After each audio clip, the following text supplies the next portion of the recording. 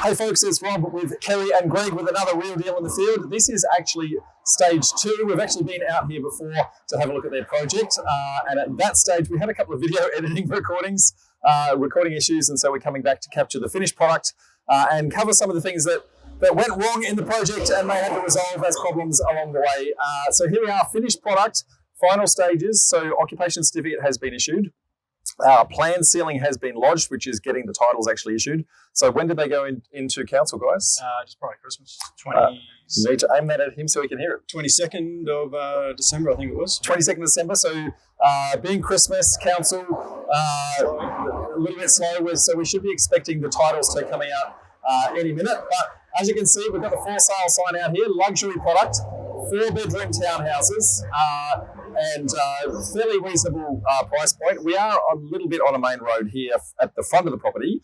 So the ones at the front are, I guess, a little bit lesser in value, but the ones out the back are the ones that have got the view. We're going to go and actually do a guided tour of those and see those. So we got 1.2 for the ones at the front. Yes, circa 1.2. Yep, and 1.4 for one of the ones at the back so far, and then the piece de resistance, the very last one, is still for sale. So we're expecting a little bit north of 1.4 on that one. So should be a nice, healthy return for that one. Yeah, it should be a good little sort of profit out of the back end of this. Bit of hard work and bit of effort to go in, but that's the rules. That's why we do it. Absolutely. So Blazer Projects, the banner up the back there, guys. So you can see that. We're going to go and have a look at some of the issues and challenges that we had on the project along the way. We're going to capture that and then do the guided tour. So be there in 2 secs. Okay, so here we are on the other side of the front of the property. We're going to show you one of the issues and challenges that we had along the way. Now, before doing so, we need to actually explain what actually happened prior to purchasing the project. So you can see this project here is Kerry Greg's project. This project here is actually the previous developer's project. And what they did is they lodged a stage 1, stage 2 application and sold stage 2 to Kerry and Greg, which meant that there were a whole bunch of things with regards to the CMS, or the Body Corporate Community Management Scheme, where the two projects had to be tied together. But there were a lot of challenges in the fact that the stage 1 side of things didn't set that up for success very well, did they? No, not at all. No. So one of the challenges, and probably the biggest one, is this great big stick that we see here. So that's the power meter that's going in. It was originally a little bit over here and set up for that particular townhouse project. So this number is 412? 416. 416, and this one is number 418. So there were some challenges with regards to the energy provider, Energex in this particular instance. They couldn't get their head around the fact that the two projects were actually one property. So how did that work out for you, mate? Look, lots of phone calls, lots of emails, lots of ended up getting case managers assigned to try and work that through with us. And eventually, after enough tic-tacking with them, I actually managed to get on that was actually someone quite useful, actually in Energex. Submitted all the paperwork that we had in terms of the CMS and the plans from Amflow, and eventually he saw the concept of where we were heading with it, and he's like, oh, that's straightforward now. But it took the best part of probably 4 to 5 months to actually get to that point.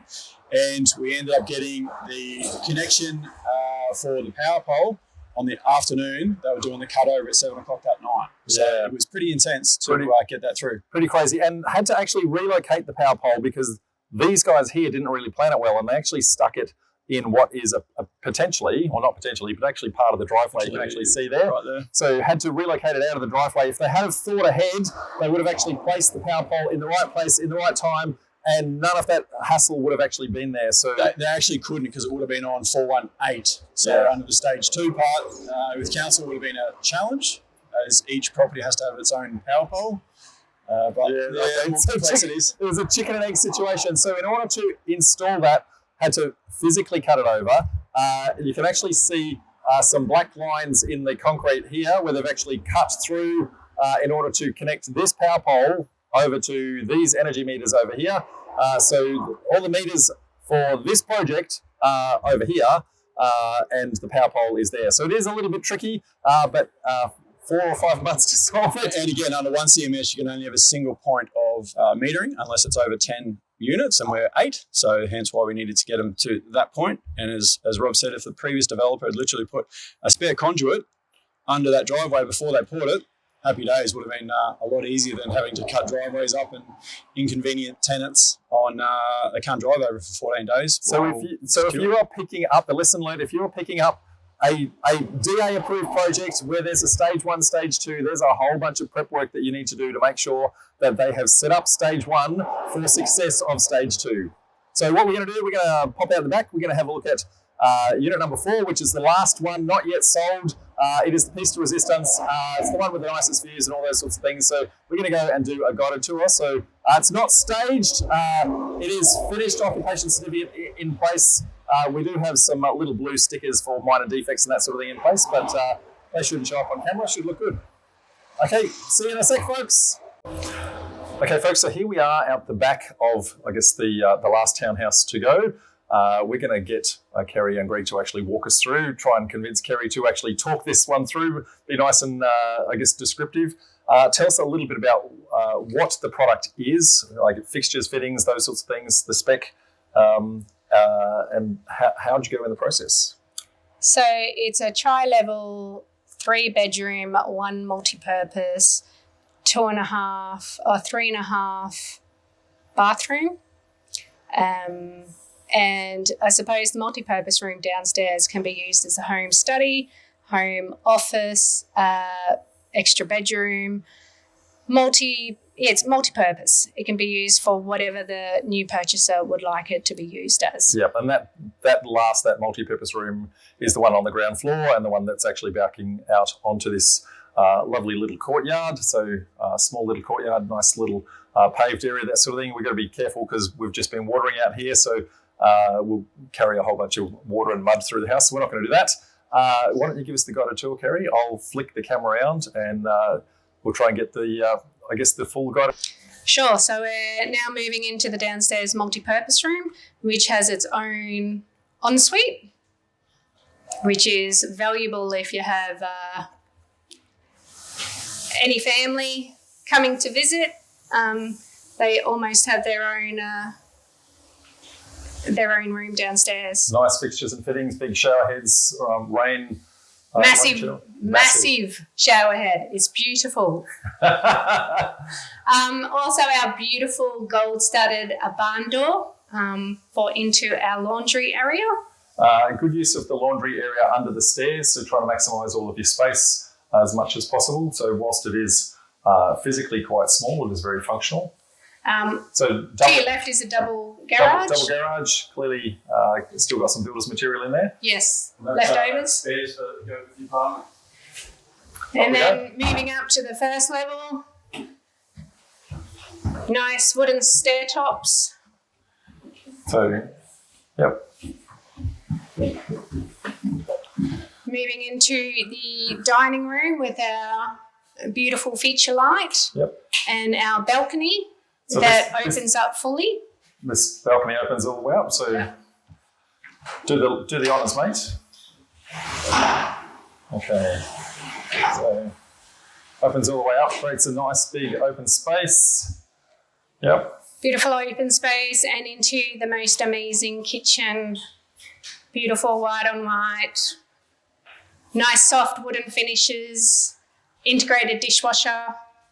Butler's pantry. A nice 1 big oven and stovetop. And also a 6-zone ducted aircon. 6-zone ducted aircon. Yeah. Have you got buttons on every level, or you have to go up and down to the next spot? You just walk past the control panel. And Bluetooth. And it's all, Bluetooth enabled, so you can control it from anywhere. so that's the kitchen level powder room that you just walked into. Don't trip going backwards. I won't. I'm doing very delicately. And upstairs is all our bedrooms.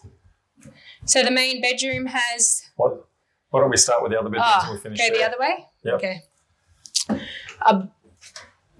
For all those people who love storage, this is the most amazing, humongous wardrobe cum storage unit. Just trying. Main bathroom. So there's the main bathroom. Obviously, for a family, a bathtub's important. Nice subway tiles with the herringbone. Hello, folks. I'm still here. And then all 3 bedrooms have built-in cupboards. I'm going to try and...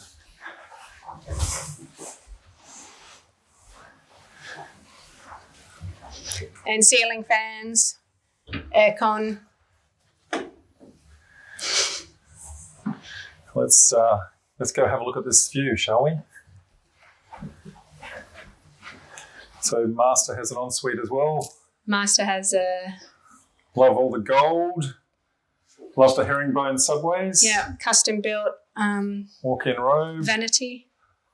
Custom built walk-in robe with an extra window for extra light. Yeah.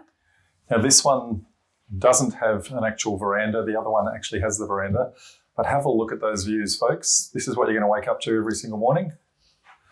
And goes all the way out that way. And this other window over here. So it doesn't matter where you're standing, looking, it goes everywhere. So lovely views. Lovely, lovely, lovely. Must be really proud of how this is finished up, yeah? Yeah, the finishes, I think we nailed it. It's exactly what we were looking for, sort of that the beach theme all the way through it, which was the white and timber look. I think it's come up mint. Yep. The big questions that everyone always wants to know is how much it costs to build, dollar per square metre, all that sort of thing. Dollars per square. So the actual build price is $2,500 a square. Yep. They're also got 220 squares. So there you go, do the maths. Because it's 3 levels, folks. So 4-bedroom, 3 and a multi-purpose, 3.5 bathroom. So 220 square metres, you said? Yep. So 2,500 per square metre. So fairly good, I guess, build cost ends up being about $550K per box. So not a bad return, folks. Yeah. There you go. Well, there you go. If you want to see the full story for Kerry and Greg, all the ins and outs, some extra issues and challenges that they had along the way, make sure you come to one of our Real Deals where they're going to present at one of the upcoming Brisbane events, but we run these events all the way around the country. So see their story and a whole bunch of other people's stories by joining our annual membership, turning up to one of our events, and you're going to learn the success and, challenges that everyone has on their journey. Till then, bye for now, folks. Say goodbye. Bye.